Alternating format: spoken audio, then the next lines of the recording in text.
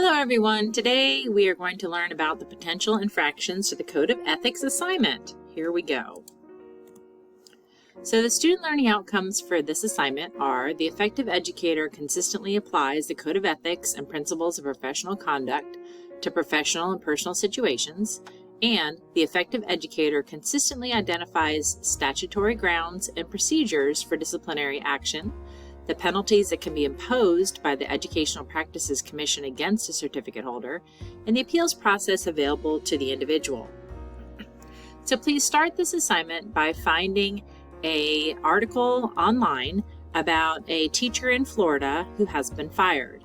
I recommend that you look up an article based on something that you're interested in. So for example, if you're a kindergarten teacher, you can Google Florida kindergarten teacher fired, or if you're a PE teacher, you can look up PE teacher who violated the Code of Ethics.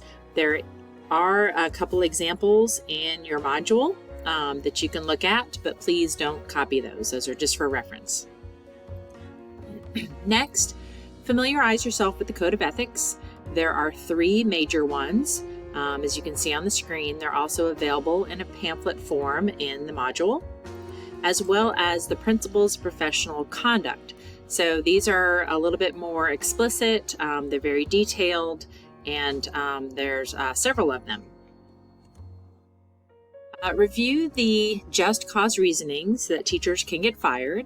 So in the state of Florida, if you violate the Code of Ethics or the principles of professional conduct, then you can get fired as well as have your certificate removed. And these are the overall reasonings. So for example, if you stole from a school or a PTA fund, you can get fired for violating the principle in which you are dishonest, and that would be a misconduct in office.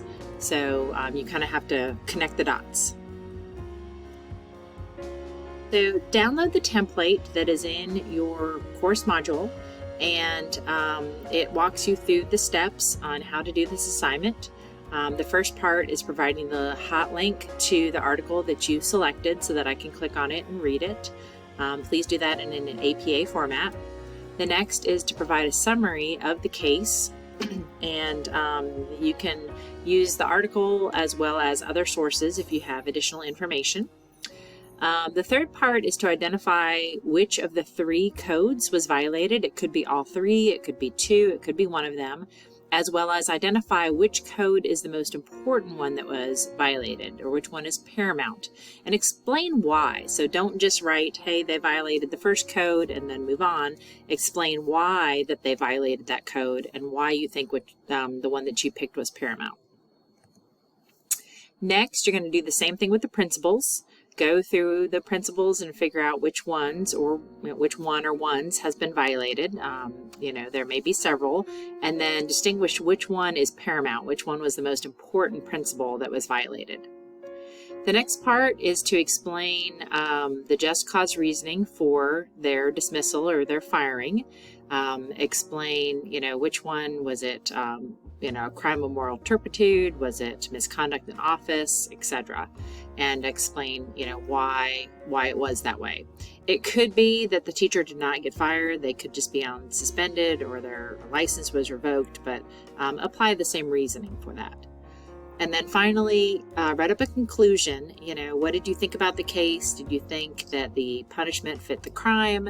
If you were a parent of a child in that teacher's classroom, what would you think, etc. As I mentioned, please use the template that is provided for you in the course. That'll kind of guide you along on this assignment. I've also given you a sample of an assignment that was submitted in which that student did a pretty good job. And then here are my final tips for success. I recommend that you use APA formatting. Make sure you turn it on time. If you have any questions, please feel free to ask. And I hate to have to say this, but based on some students in the past, I always have to remind everybody not to plagiarize. Don't use the articles that were given as samples. And try to do a little research. Don't just use the first article that comes up. Find one that's interesting to you. All right, I can't wait to see your work. If you've got any questions, here's my contact information. Thank you so much.